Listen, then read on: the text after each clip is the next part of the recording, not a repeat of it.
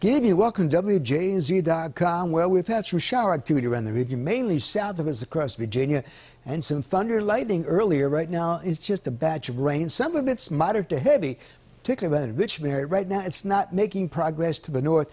We still could see a shower here overnight. It looks like this is going to stay down here for a while. And during the day tomorrow, still a risk of some more scattered activity. Showers, maybe some thunder as well. We should get into some warm air. We really didn't get into the warm air today.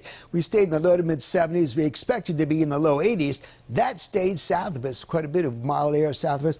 And a lot of shower activity, particularly in Virginia and the Carolinas. And boy, they don't need that because they're going to see a lot more rain over the next 4 to 5 days. I mean, literally flooding rains over the entire state of North Carolina. Much of southwest southern Virginia could see tremendous amounts of rain. The mountain areas as well. Flooding, very, very likely. Catastrophic flooding in many areas because of Hurricane Florence. I'll show you that in just a minute. Right now, you can see a lot of activity south of us. This is an old stalled funnel boundary, which has happened to be just stuck in there.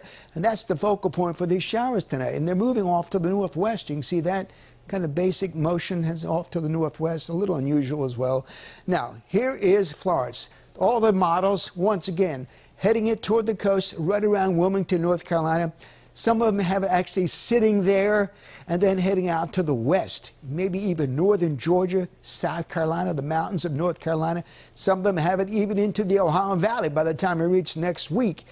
Baltimore, Maryland, for the most part, out of that, really out of the cone of major influence. We're going to get some rain, we're going to get some winds, but the main influence is going to be along the coast with surf. And days of high surf, particularly from Virginia southward, all along the North Carolina coast. They can see 10 to 15-foot storm surge, but it'll continue for several days and push that water inland.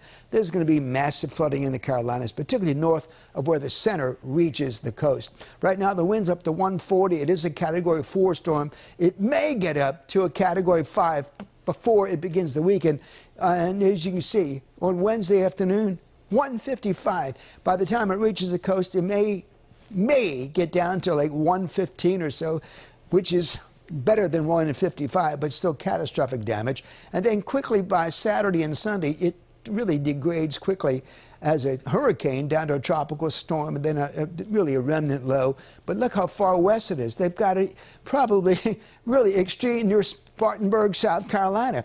Way out there in southern portions of North Carolina and northern sections of South Carolina. That's where all this rain is going to continue to just funnel in from the Atlantic Ocean. You can see Maryland above that cone, so we're going to see some activity from it, but it looks like we don't expect to see any tropical storm force winds locally. Maybe in the southern bay for a brief time. In fact, they do have tropical storm watches out for the Norfolk, Portsmouth area, Virginia area, but not for the Maryland coastal area. Now, there could be some coastal flooding. I do expect to see that, of course, in the region because of that push of moisture and water from the Atlantic Ocean toward all the coastal areas, even from Long Island all the way down. We're going to see that push of the Atlantic Ocean. Now, during the day tomorrow, scattered showers, some thunder shower activity around. And then look at the rain shear beginning here on Thursday. All across Virginia Beach, southern Maryland, getting some rain there.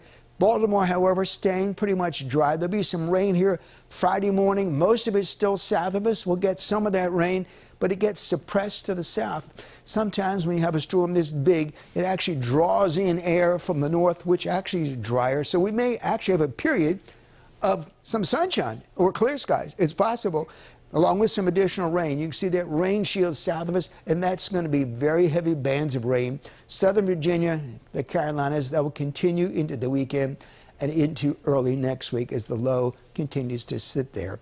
68 tonight, some showers possible. Northeast breeze, very light. Tomorrow, humid. Well, it's already been humid, but a chance of a thunderstorm. You'll feel the humidity.